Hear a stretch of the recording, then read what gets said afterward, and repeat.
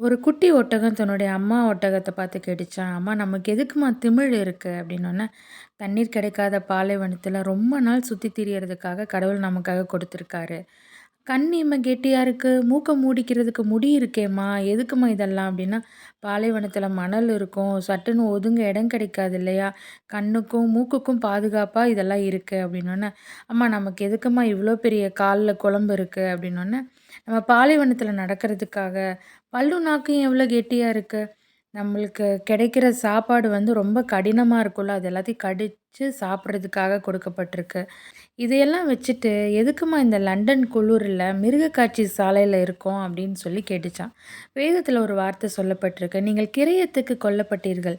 மனுஷருக்கு அடிமைகளாகாதிருங்கள். சகோதரரே, அவனவன் தான் அழைக்கப்பட்ட நிலைமையிலே தேவனுக்கு முன்பாக நிலைத்திருக்க கடவன்." கடவுள் நம்மள ஒரு பெரிய நோக்கத்தோட, ஒரு திட்டத்தோட அழைத்திருக்கார். அதற்கு நம்மளுக்கு தேவையான எல்லா விஷயத்தையும் கொடுத்துருக்கார்.